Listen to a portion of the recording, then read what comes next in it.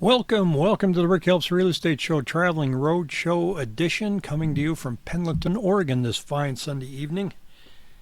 While my referral team is working their butts off in the heat, but I'm taking a little bit of a break here, but I'm still going to be on here probably once or twice a week. So now, if you haven't been to this channel before, or if you have, my intention is to show you where the numbers are and the data is this week. Now, that doesn't mean I'm trying to treat real estate like a stock. It doesn't mean I'm saying you need to buy now or you need to sell now. I'm just operating under the assumption that some of you are considering either buying or selling. And if you're considering either of those two, you should know where the market is today. Now, if you're selling, I think that's very important because you're about to meet with a realtor, going to talk about listing your home. You should have some tools in your toolbox. So I'm going to share with you some numbers, and you can always question your agent and say, well, now I saw this. What do you think of that? So you can make an informed decision. Because right now, it's really hard, and it's really hard to find the correct price. Many sellers lean on Zillow way too hard. I'm not beating up on Zillow. I'm just saying that Zillow pulls court records, past sales, and then they have their algorithms work out an average price for your home. They don't know if you have solar. They know you have a pool. They can see that, looking at past pictures. They don't know if you remodeled the kitchen. They don't know anything about the inside of the house. They just make assumptions. But let's say they did. Let's say they knew everything. They're still going to run the same algorithm. Real estate prices are coming down. They're not coming down fast, but they are coming down. So they're going to run the same algorithm that goes back to 3 months, maybe even 6 months, to find the average sales price for a house that's comparable to yours. They're going to use that to spit out yours estimate. Well, if you want to sell it, you better shave another 3% off of that, because that was yesterday. That's what your neighbor's house sold for, not yours. That's the sad reality of what we see right now. Now, interest rates, a little bit of relief out there. You know, we're sitting here at 6.63 that came in on Friday, down from 6.87. Why is that? Well, the unemployment numbers came in, and they not unemployment, the jobs reports were weak. So the bond market had factored in that there was going to be about a 63% chance that, or only a 36% chance that the central bank would lower their rates in September at their next meeting. They saw this report. Now they said there's an 83% chance that they're going to lower the rates. What does that mean for you? Well, they've already baked the number in. So people that are waiting for September thinking we're going to get another 0.5% off the mortgage may not see that. That doesn't mean I think this is the bottom. I don't know. I'm no banker, no mortgage expert. But it's really hard to predict it. I think getting down to 6.63 is probably enough to pull in some of the refinancing crowd that did the marry the house, date the rate thing. And so they're going to try and get an opportunity to get that going. The other thing you need to look at, and this is for both sellers and for buyers, and that is right here, which are our active listings. They've gone down. I thought they would go down, but I thought we'd be leveling out by now, but they are not. And why is that? Well, expired listings are continuing to climb, and they have climbed way up this year. And expired listings are people that listed their house, didn't get the price, and let the contract expire. Canceled listings have gone up too. There's been some odd news about that, and in some of the publications I've read and some of the things I've seen on the news, it said that canceleds mean that buyers are backing out in unbelievable numbers. They haven't. Cancels are one of three reasons. One, you cancel because you just had some reason where you had to pull your house off the market. Number two, you're just tired of having people coming through your home or not coming through your home, so you give up and you took the listing off. Or number three, the buyer couldn't qualify. The buyer tried to get financing and couldn't. Or the buyer tried to get financing and it didn't appraise, and you couldn't have a meeting of the minds. That's what causes cancellation. It's not buyers giving up. So that's it. You really have to be priced right in this market, and that's the bottom line. Now, here's another chart that ought to shock the living daylights out of you. Sellers, keep this in mind. Look at this. Is listing success rate. Look at how low this is. It's sitting there at 54%. I know that's kind of hard to read on here. That's why I'm saying it out loud. It hasn't been that low for a few years, and that means you listed your house. Did you get a contract? Well, only 54% of you did. That's a little alarming. When we look at Our Cromford Market Index, it looks a little bit better than it did last week, but there isn't much above 110, only 3 places, Fountain Hills, Chandler, and Paradise Valley.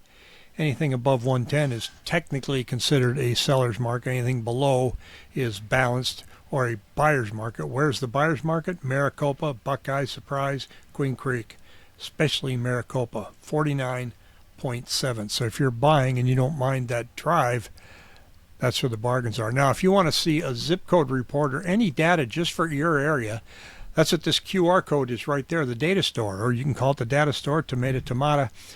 Click on that and tell me what you're looking for. You can get a market report, a zip code report, or a mortgage report, and I built that about a week and a half ago. Here's the number of price changes per week. This one kind of surprises me. How come they aren't going up? Well, I think people are just kind of sitting on their hands going, well, my house isn't selling because it's hot. Well, I got something from a friend, and this came from, it's a post here.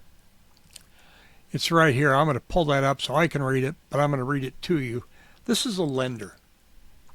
And he said, sellers, your house has been on the market for 45 days and you want to fire your realtor.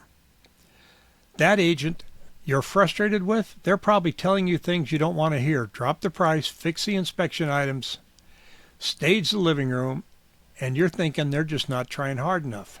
Well, before you fire them, let me tell you what I'm seeing. From the lending side of these deals, he's trying to package these deals together so he hears all the dirty details in the background. Here's the reality. I'm watching deals fall apart daily because sellers won't accept that we're in a different market now. Buyers have inventory to choose from, interest rates are still elevated, and they're surgical about every dollar they spend. Boy, if that isn't true. The housing market is a living organism that's constantly evolving. The listings that are moving, those sellers listened when their agents said the comparable sales from April don't matter anymore. Remember what I said about Zillow? They made the repairs, they got realistic about pricing, they worked with their agent instead of blaming them for market conditions nobody can control. Your agent can't manufacture buyers who don't exist at your price point. Let me say that again. Your agent can't manufacture buyers who don't exist at your price point. If you're overpriced, there's nothing I can do to get somebody through your front door. I had a buyer once tell me, Rick, when are you going to, or seller, when are you going to bring me the buyers? I said, I don't have them in a file cabinet. My job is to get you exposure, to get this house in front of as many people as I can.